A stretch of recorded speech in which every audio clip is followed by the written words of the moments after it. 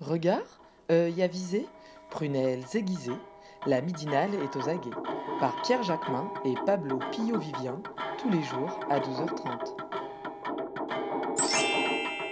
Bonjour Marie-Pierre Vieux. Bonjour. Merci d'avoir accepté notre invitation. Vous étiez députée européenne communiste jusqu'au 26 mai dernier, puisque votre liste, celle du Parti communiste français, n'a recueilli que 2,5% des suffrages. Alors du coup, il n'y a plus de députés communistes français, en tout cas au Parlement européen. Qu'est-ce que ça va changer pour les communistes, mais qu'est-ce que ça va changer aussi pour le groupe auquel vous appartenez, le groupe de la gauche européenne? Alors la vaste question, d'abord pour les communistes, je pense que c'est une question qu'on ne peut pas minorer. Depuis 1979, on avait une représentation au Parlement européen, avec un groupe qui s'est vraiment ossifié grâce à tout l'apport de Francis Wurth, c'est qui progressivement est devenu le groupe ressource de ce qu'on peut qualifier comme le combat anti-austéritaire au Parlement européen. Que cette absence pour le Parti communiste est une absence, en tout cas, on repart et on n'est plus au niveau du champ européen, donc on est invisible à ce niveau-là. Ça ne veut pas dire qu'il n'y aura pas une activité, on essaie de régler la persistance d'une présence au sein de la GUE. Mais ceci étant, ça nous ampute d'une partie du travail de perspective, tout simplement, parce que vouloir changer la France, c'est passer quand même sensiblement par la transformation de l'Union européenne. Et cette question-là, on ne pourra pas la régler par une représentation. En ce qui concerne la GUE, ce qu'il faut bien comprendre, c'est que le Parti communiste n'est pas le seul à être rayé de la carte de la GUE. On a également les Italiens qui sortent du groupe. On a également les Pays-Bas. On se retrouve avec un groupe numériquement amputé, puisqu'on était 52, on est passé à 38. On risque de gagner 2-3 députés, peut-être irlandais et autres. Ceci étant, on est affaibli numériquement, mais surtout on est affaibli politiquement. On va revenir sur la situation en Europe et notamment de la gauche en Europe, mais d'abord quand même un mot sur la défaite du Parti communiste français. Yann Brossa avait fait pourtant plutôt une campagne dynamique qui avait redonné de la visibilité au parti et même un souffle aussi aux militants du parti. Qu'est-ce qui ne va pas, qu'est-ce qui ne s'est pas bien passé, qu'est-ce qui n'a pas pris selon vous pendant cette campagne? Alors je fais attention à ce que je dis parce qu'il faut trouver les beaux mots, les mots justes, parce qu'il ne faut pas faire du mal et en même temps, il faut tout remettre à plat. Donc je crois que la campagne était belle et on ne peut pas l'amputer d'un quelconque défaut. Je fais même partie de ceux qui pensent qu'une autre candidature que Yann Brossa nous aurait situé vraisemblablement à un niveau encore plus bas. Donc on a été visible en termes de liste, en termes de tête de liste, y compris en termes de dynamique militante, parce que je crois qu'on peut dire qu'on a été rassemblé toute la famille communiste au sens large, et même au-delà. On l'a vu au travers de l'implication de quelqu'un comme Josiane Balasco. Par contre, être visible ne veut pas dire qu'on n'est pas effacé du logiciel politique et des consciences.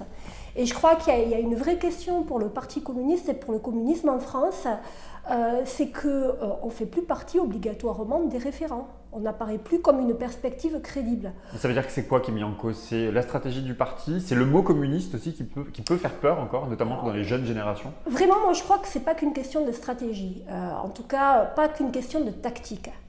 Le mot communiste, pour beaucoup, et notamment pour les nouvelles générations, même si on a de très jeunes communistes qui adhèrent, eh bien, il est relié à quelque chose d'abord qui est passé, et d'autre part qui est globalement négatif, qui n'est pas souhaitable.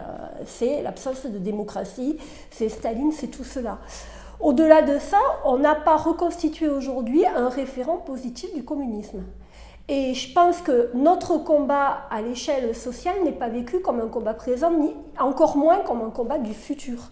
Et je crois que c'est cette question-là qu'on repousse de congrès en congrès, parce que beaucoup la voient comme une question de deuil, alors que pour moi, elle doit être prise comme une question de réinvention.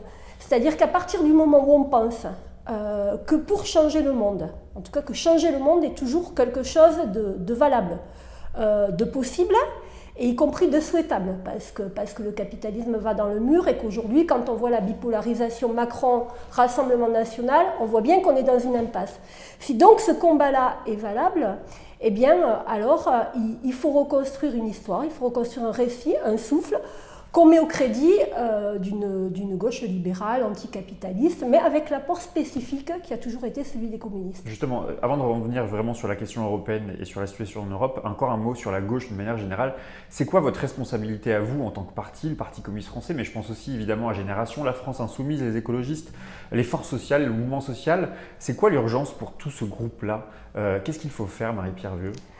Je crois que le premier signal à donner, c'est continuer à ne pas désespérer les gens. Et continuer à ne pas désespérer les gens, c'est avoir un geste pour montrer que tous ces gens-là se parlent.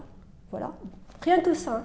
Je pense que parmi l'abstention qui persiste, on a une grosse démobilisation de l'électorat de gauche. L'électorat de gauche ne voit pas de perspective parce qu'il n'y a pas de perspective rassemblée à vocation majoritaire. Donc il faut se parler, il faut commencer à poser ce qui peut être les prémices d'une base commune, d'un pacte commun, comme ça peut se passer dans d'autres pays. Et ensuite, je crois qu'au pot commun de ce rassemblement pour ouvrir une autre perspective en France, travailler l'après Macron, eh bien, il faut que chacun, avec sa spécificité, eh bien, apporte ce qu'il est. Et les communistes ont quelque chose à apporter. Alors à un moment on disait conscientisation des masses, aujourd'hui pour se réaccaparer une identité sociale.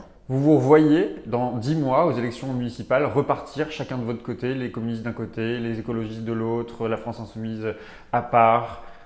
C'est possible? C'est juste pas possible.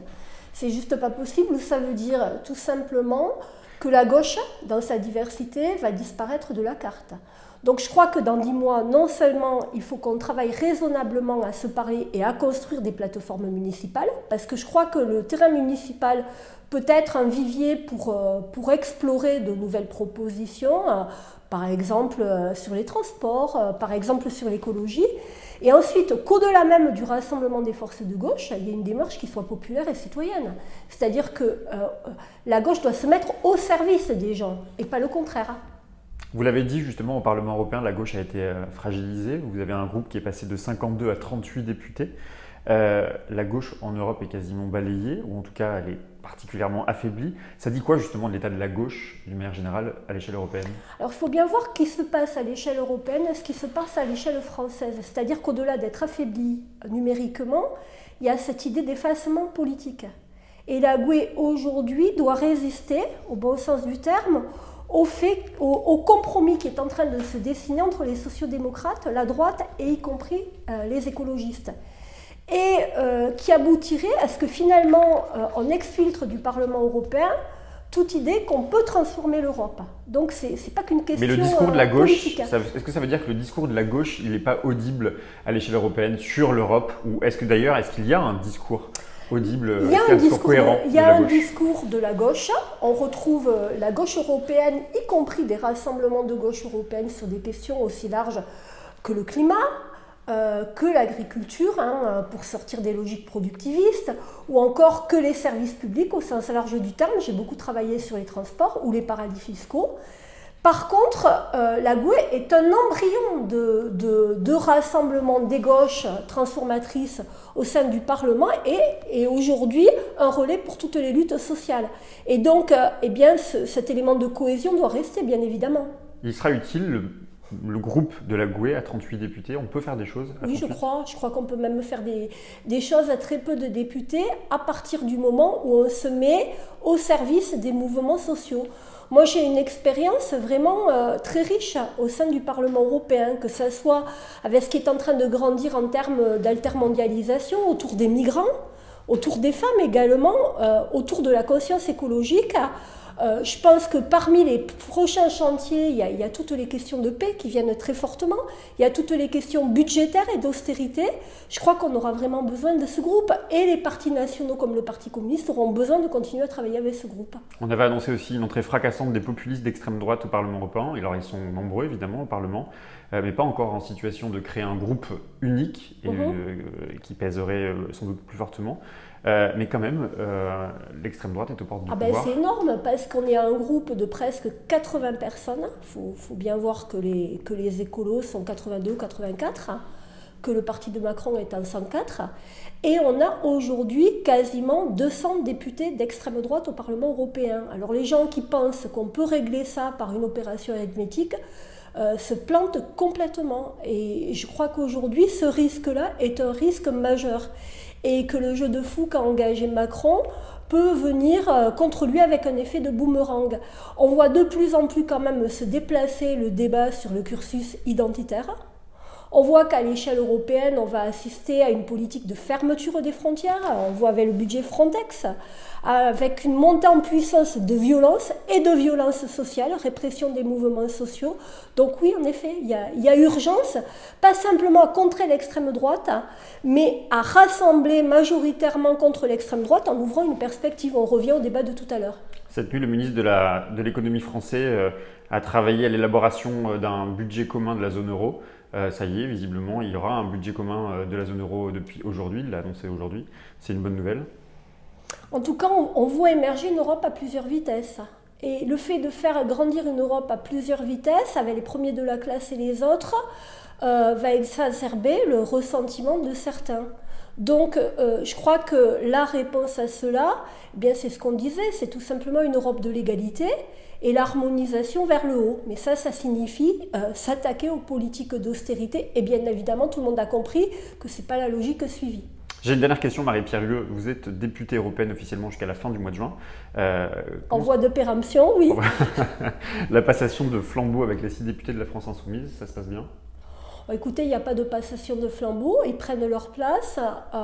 Vous savez, hein, quand on est 38 députés et qu'on regarde les choses se mettre en place, les responsabilités et les ennemis sont vraiment ailleurs. Donc moi je parle avec ceux d'entre eux qui veulent bien parler, il n'y a aucun problème. J'ai d'ailleurs dit que je mettais mon expérience à leur service parce qu'il y a des choses en commun à faire. Et je crois que le dialogue avec la France insoumise, je le place au même niveau que le dialogue avec Génération, avec une part du Parti socialiste, avec les écologistes, c'est-à-dire avec cette reprise du débat à gauche. Ça veut dire que c'est pas fini pour vous la politique ? Ah non, pas du tout. Même si j'ai envie aujourd'hui justement de me consacrer à ce qui m'apparaît essentiel, c'est-à-dire le débat d'idées et la question culturelle. Donc ça ne veut pas dire que demain je partirai à des élections municipales. Je fais partie des gens qui croient qu'on ne peut pas comme ça impunément passer d'un siège à l'autre, mais par contre faire de la politique au contraire et à tout prix. Merci beaucoup Marie-Pierre Hugues.